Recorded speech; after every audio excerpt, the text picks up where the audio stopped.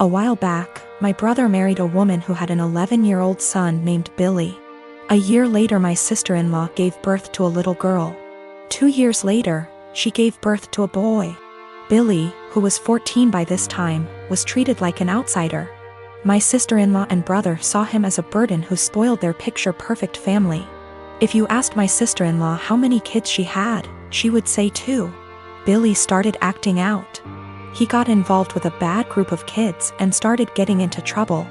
He started failing all of his classes. He eventually got into drugs and was suspended from school. My brother and sister-in-law were fed up with him. I asked my brother if Billy could spend the summer with me and my husband.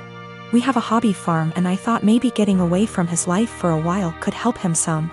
Well, they were more than happy to get rid of him, my SIL's words. It was kind of rough the first few weeks. He had a lot of anger issues. But my husband kept his hands and mind busy doing work on the farm. And we both made sure that he knew he was loved and wanted. By August, he was a totally different kid. He wanted to keep living with us, but my sister-in-law insisted that he come home. After 2 months, he went back to his old ways due to his parents' indifference. They ended up sending him back to us, and he lived with us throughout high school. He ended up being an A/B student and kept with a really great group of kids. He got involved in baseball and got a scholarship to a local university. He's 22 now and is in his last year of school. He's engaged to a really great girl. When he was 16, he started calling me mom, and he started calling my husband pops. He never really had much to do with his mom, and he had nothing to do with my brother. He saw them on holidays when the whole family came over. His mom has tried to have a relationship with him the past few years, but he has avoided her. On Christmas, sister-in-law was over, and for whatever reason, she opened my desk drawer and found a birthday card from Billy where he said, "To the best mom ever. Thanks for loving me and giving me a chance." She was devastated. She ended up texting Billy, confronted him, and asked him if she would be presented as mother of the groom at his wedding. He told her that he no longer considered her his mom and wasn't even sure if he wanted her at the wedding at all. My sister-in-law is now insisting that I make it clear to Billy that I am not his mother and that he is not to refer to me as such. My brother is also very upset with me. Even my parents are pressuring me to do what sister-in-law wants for the sake of peace. Honestly, I consider Billy to be my son. I count him in with all of my children. I feel like telling Billy not to present me as mother of the groom could possibly be misinterpreted as me saying that I don't feel like he's my son, and I don't even want to take a chance of that happening. If he decides to present his real mom as mother of the groom, I will 110% support him. I have zero desire to tell Billy not to call me mom, and I absolutely won't do it because I know it would destroy him, and it would kill me. My sister-in-law insists that by not doing it, I'm making it impossible for her to have a relationship with him, and I'm being selfish. I have talked to Billy about it some. He doesn't like to talk about his mom at all. He basically just said that he doesn't see her as a mom and has for sure decided he doesn't want her at the wedding. I understand and respect that. I'm a 19-year-old F with 6 older siblings. My parents spent most of my childhood spending money they didn't have on my siblings, so by the time I hit my teenage years, I realized I was probably going to have to fend for myself financially when I turn 18. I started babysitting and doing odd jobs around my neighborhood when I was 14, and eventually got part-time jobs during the school year. By the time I was 16, I was working 3 jobs in the summer and 2 in addition to school. When my parents told me they couldn't pay for college, I'd already earned enough, along with scholarships, to be able to put myself through college and have plenty left over. I've continued to work during the school year, and have been able to make money during quarantine by tutoring online. The issue began a few months ago, when my eldest sister got married. My parents spent 30 grand on her wedding, taking out a second mortgage to do so. To make matters worse, my dad was furloughed 6 days after the wedding. They'd effectively dug themselves into a hole they couldn't get out of. 2 weeks ago, my mom texted me for the first time since the wedding. She didn't say hi, ask how I was, or make any small talk. She just said, "Your dad and I need a favor. When can we call you?" I'd expected this. None of my elder siblings are doing well financially, and they've exhausted all other loan options, both from family and the bank. I figured they would text me, ask me to loan them a few thousand, and promise to pay it back when they could figure things out. I was absolutely willing to pitch in a few thousand, and had even considered giving them some of my tutoring jobs so they could make some extra cash. I was not, however, expecting them to demand I give them all the money, close to $40,000. I'd made from the ages of 14 to 18. The exact statement my mom had made was, "You made that money under our roof.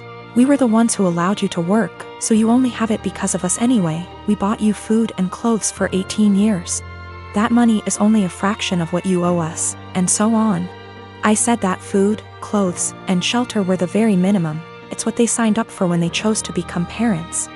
I didn't ask for any of it, etc. They responded by telling me that if it wasn't for them, I wouldn't have the life I have today. I said they were being ridiculous, and hung up. Since that day, both, along with 2 of my siblings, have continuously hounded me about giving them what is rightfully theirs. My siblings, who have never been asked to give them money, are still professing that it's my job as their kid to take care of them. I told them they wouldn't see a cent of my hard-earned money, and have no right to make such a request. I'm torn. I feel awful for refusing to help them out, but on the other hand, this was their fault. I feel I shouldn't be responsible for fixing their mess. I met my husband 6 years ago when we both had just graduated college. He was a lovely guy, handsome and very well put together. He loved muscle cars and weightlifting, and I loved everything about him. I fell in love with him instantly and was over the moon when he asked me to marry him. A year into our marriage, I became pregnant with our son and gained about 30 pounds. I was 5 feet 3 inches, 125 pounds before the baby and 155 pounds after the baby. I still fit into the same clothing sizes, so I didn't think I had gained too much weight and that it would come off with breastfeeding and some more exercise. After the baby, my husband started pressuring me to lose the weight. He said that his friends were making comments about how fat I had gotten and that he was not as attracted to me as he was before I had the baby. He gave me an ultimatum that I either would have to lose the 30 pounds in 6 months or he would leave me. I was very upset about the demand, but I didn't want to lose him, so I tried my hardest to lose the weight. Every day for months I would wake up and go to hot yoga for 90 minutes. After I got home from work, I would run or do some body weight exercises. I tried to keep my calorie count below 1200 so that I would lose 2 or more lbs per week.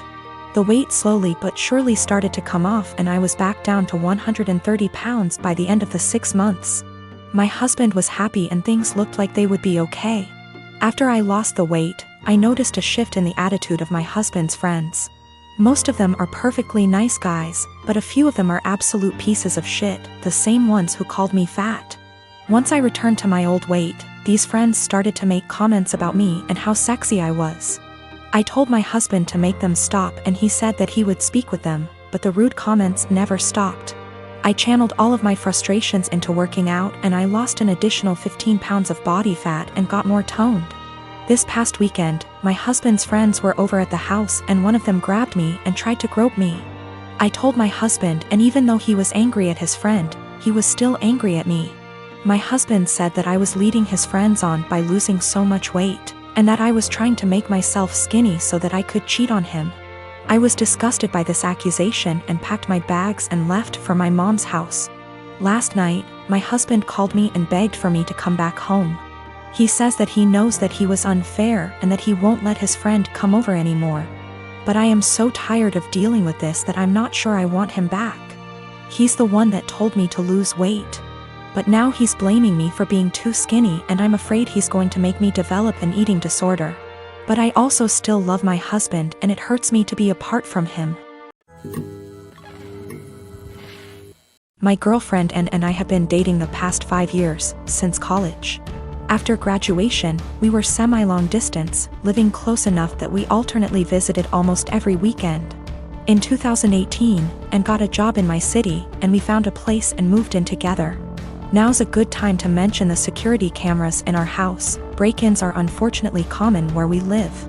We thus got some motion-activated cameras, one of which has a view of our kitchen, to monitor the back door.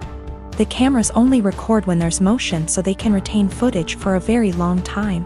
And of course knows this. About a year ago, and started complaining I wasn't contributing equally to chores. I've been obsessive about chores my whole life. Growing up, not doing the dishes meant no video games for a week. When I lived with roommates, I was always the chore Nazi, making damn sure we all stuck to our chore wheel. And is just as fastidious about chores, so we just naturally alternated who did what. I'd just been brushing her remarks off, but over the last few months they've become much more aggressive. E.g. I was vacuuming and said, "Look at you finally cleaning up around here." I replied that we alternated vacuuming, to which she retorted, "No, you've vacuumed maybe twice since I moved in." Exchanges like this have been happening so frequently that I began to doubt my own recollection. Am I not as clean as I thought? Finally, she exploded at me last week. She said that having to stay home constantly over the past weeks exposed how little I do around the house, and that she didn't move in just to be my maid. Questioning my own sanity, I spent a few hours going through the entire 1.5-year archive of security camera footage, and tallied the exact number of times the kitchen cam caught each of us doing dishes. Our cleaning supplies, vacuum, mop, etc., are in the kitchen pantry, so I also tallied up how many times we grabbed cleaning stuff. To my vindication, the tally showed that we indeed split chores equally. She vacuumed / mopped 5 more times than I did. I did dishes 20 more times than she did. Given that we vacuum / mop at least once a week and do dishes at least every day, these are insignificant differences over the year and a half we've lived together. When I confronted Anne, she shrugged off her behavior as remembering things differently, but the real sin here was what I did, which she called an unforgivable violation of her privacy, akin to abusive stalking. She has broken up with me and is trying to move out, although obviously this is difficult due to current circumstances. I'm totally heartbroken, and was the love of my life, and I can't believe she destroyed our relationship like this. To make matters worse, she told many of our friends, who are mostly siding with her. They've been texting me that what I did was creepy, abusive, controlling, invasive, etc. I'm at a loss. I'm beginning to think I'm the one who's off base here.